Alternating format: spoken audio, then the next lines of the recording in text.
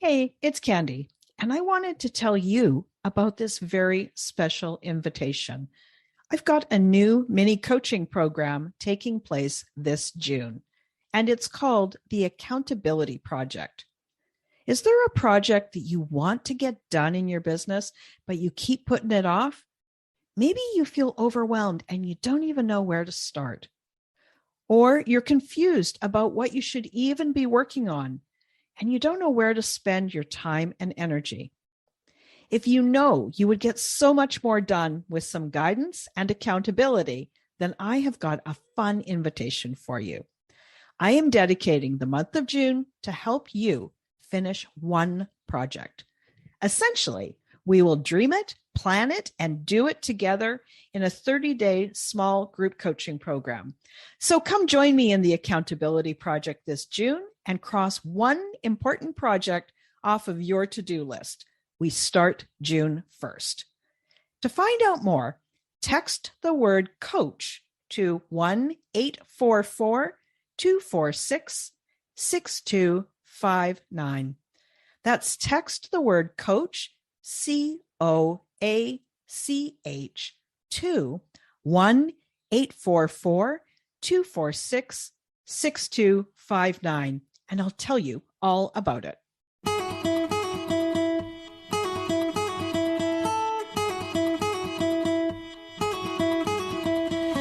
Welcome to She Coaches Coaches. I'm your host, Candy Motzek, and I'm going to help you find the clarity, confidence, and courage to become the coach that you are meant to be.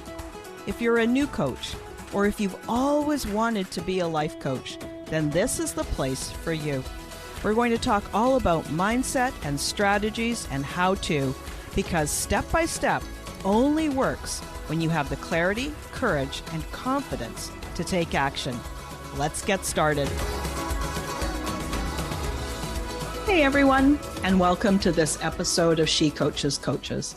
I have an amazing guest for you today. Now, this is a woman that I met at Potapalooza, and if you've been following me for a while, you've probably heard some of these interviews. Let me introduce you to Dr. Amanda Crowell.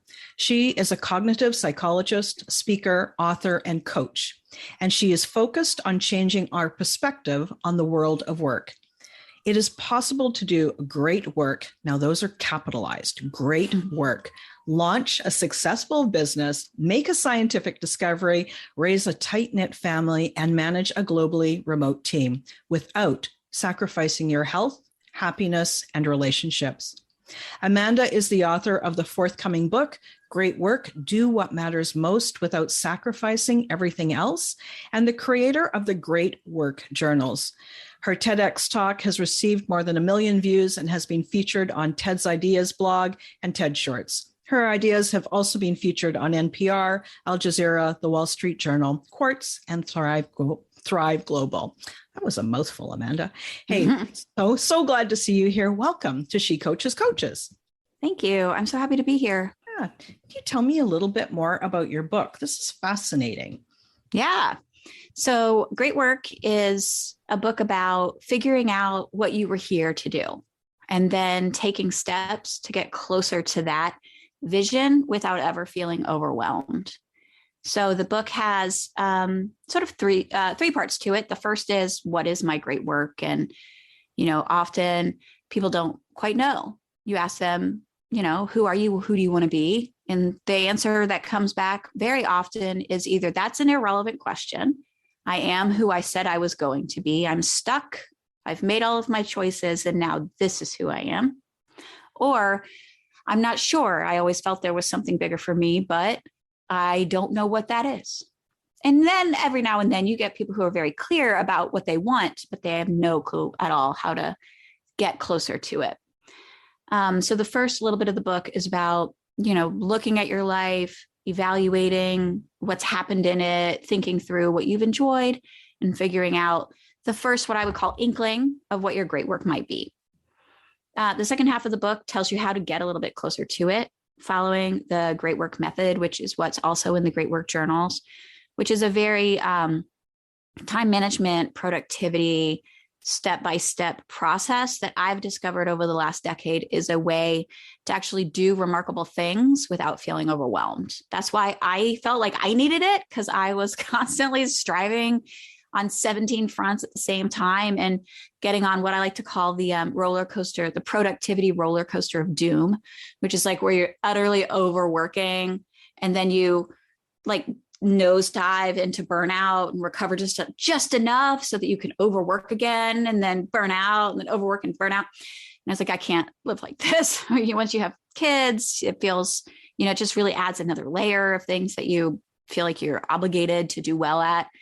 And then I had a couple of full body rebellions. At one point, I had an autoimmune flare up that really kind of brought it to the forefront. Like, either get this under control or your body is just not going to allow you to go any further. So the great work method is something that I learned how to do out of sheer necessity so that I could continue to do great work without like sacrificing literally everything else, my health, my happiness, my marriage, my children, all of it.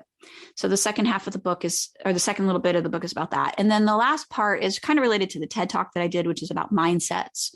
What are the things that keep us locked in what I call patterns of defensive failure, which is where we fail by not doing anything to avoid having to live through the excruciating experience of failing for real. And so mindsets, self-expertise, understanding who you are as a very specific person, what works for you in terms of your productivity and time management. So it's really a sort of step-by-step pathway to doing what you were put here to do without having to give everything else, like feed everything else to it.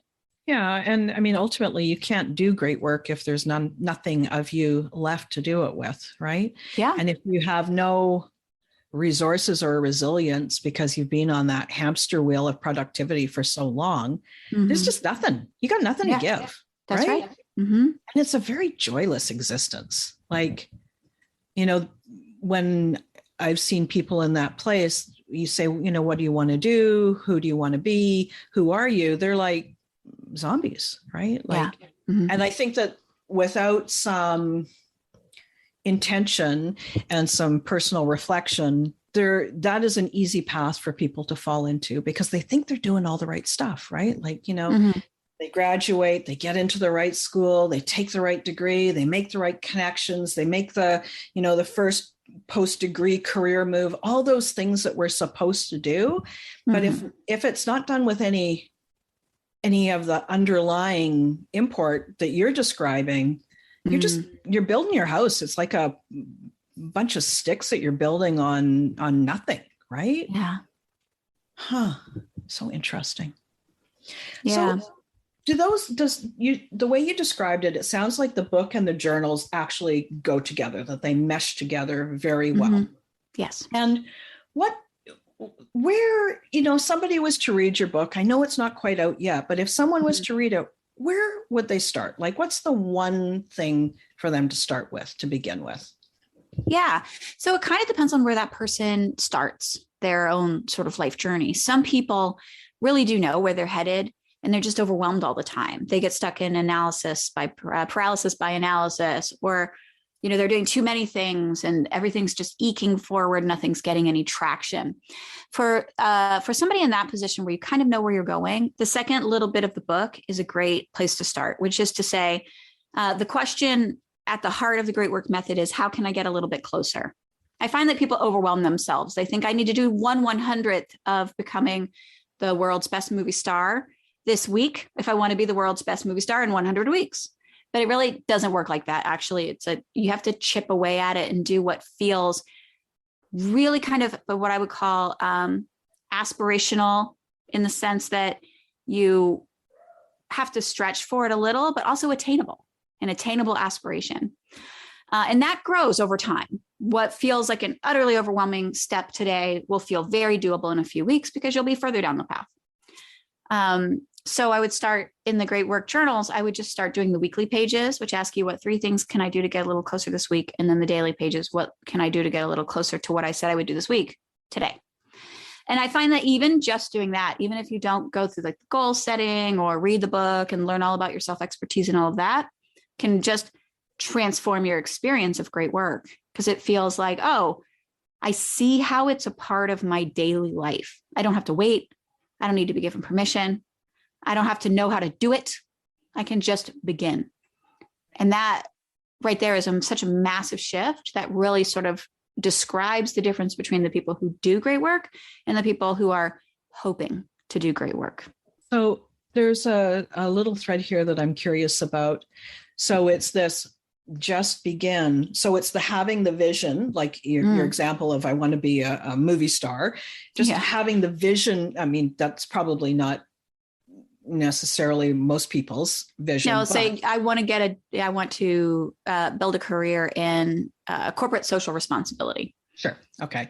So that's the vision. So knowing that that's where you want to go, at least the qualities of it, and then just starting. Is that what you're saying? I just sort of want to be really clear there. So for a while, at the very beginning, I like to say that you have to get in the river. First, you have to get in your boat and get in the river so you can be carried. You have a chance of being carried downstream, right? In the great stream of great work. And for a while, it really kind of feels like when you're doing something completely new, like you're just paddling your boat around in circles. You're not really getting anywhere. And that's okay. That's what it's meant to be. You have to figure out, in the example of corporate social responsibility, you might just be having conversations with people, looking at job descriptions, reading books, talking to anybody who will talk to you. And it doesn't necessarily feel like you're getting anywhere, but what you're doing is you're sort of establishing the space that you're meant to be in. And then eventually it gets to the point where you understand the space a little bit and you can be a bit more directional, a bit more intentional. And then it's a question of, if you look, at the long-term goal of getting like a new job, then it's a question of like, where's your old job and what's the space in between? And how can you just start this week? Maybe you decide you're going to get an interview with somebody you met at a networking event 3 months ago. So this week, all you're really going to do is find that person's email address and send them an email asking them to have like a Zoom coffee with you. And that can be enough for a whole week to get a little closer to great work. So eventually you start to become more intentional. And then when the moment arrives that what the next thing you have to do is actually start applying for jobs, then that has a whole set of things that can be done over the course of a week or the course of a day. The key always being that as long as you're taking it seriously and taking at least a step every day, every week, you won't get nowhere.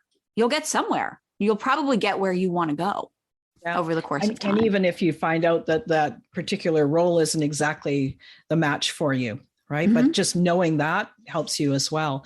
Yeah. The other thing that you haven't mentioned, but I'm curious about is when you do these 3 things, you plan on doing 3 things and then you do 3 things, for example, reminding yourself of your progress, and like just sort of reinforcing that, hey, I'm doing a good job here. I'm making progress. Like, that celebrating even the tiniest steps and creating that, creating that environment. It's not just that you're looking at the list and yes, I did them, but that you feel good about doing them too. I chose this and I did it. Right. Yeah, exactly. Right. And in the journal, the Great Work journals, at the beginning of every day and the end of every day, there's a place to celebrate exactly that. There's a little gratitude section at the top that can help you remember. I don't really know anybody these days who's not dealing with a little bit of depression, a little bit of anxiety. We all need a reminder that everything is not terrible when we're having that moment. And I feel like the gratitudes are really just very grounding in that sense. And then at the end of every day, you say, what was my favorite memory today? And it can be a joke that your son told you. It can be a moment when your husband brought you a coffee. It could be the moment where you find out you get the job, but it doesn't have to be. And then at the end of every week, you collect your 3 favorite memories of the week, and that goes in the weekly page. And then you get this log of your life. I love that. And I think my favorite part of the journal, though, is actually you've done the 3 things, right? You get to be done. Because that's the other feeling we never, ever have. I'm done. I did it and I'm done. And if you can build more done into your life where now you have no guilt, no regret, no resistance to the things that you need to do to build resilience in yourself, to take that nap, to watch TV, to make yourself an actual dinner, that is a habit of great work. That is the kind of stuff that makes it possible to get out of the grind. Because when you were describing the feeling of the zombies who like are just so exhausted and overworked, yeah, they're sacrificing exactly their great work to the grind. It's like they've chosen this grind over the remarkable transformation of doing what you were sent here to do. And I think that's just really sad. I think our world is struggling in part because so many people have sacrificed their joy, their resilience, their contribution to the to-do list. And I don't think that that's doing us any favors. Yeah, and I would even argue that they're sacrificing themselves. Yeah, right. I mean, the great work that that you've been describing sounds amazing and completely doable for people. Like this is not something that's unattainable. Anybody could accomplish this, but they have to be on their own to-do list. They can't be sacrificing themselves on the altar of somebody else's dream. Right. Amanda, it has been so great speaking with you. For the listeners, anybody who wants to find out more about you, where should they go? Can you share with them a little bit? Sure. Yes, you can go to amandacrowell.com and we'll put that in the show notes, I'm sure. Yep. And there you can find out about the Great Work Journals, which are available on Amazon and Barnes & Noble and all the places. That can be a great place to start, and then get on the list so you can hear about the book when it comes out on June 7th, which is very exciting. There will be a lot of launch parties, launch events that week and all of those would be great ways to find me. And I also have a podcast called Unleashing Your Great Work, where we talk about all these ideas. And yeah, that would be how to do it. Awesome. Thank you. Thank you for joining me. Okay, everyone, that's it for this week, and I'll talk to you again next week. Thanks again for listening today. Please hop on over to Apple Podcasts and leave a review. Also, I would love to hear from you. Did something that I say resonate? What else would you like to learn about? Click the link in the player and leave a comment on the post. This is going to give me great ideas for future episodes so I can help you best. Join me again next week for more coaching, support, and teaching to help you become the confident coach you are meant to be.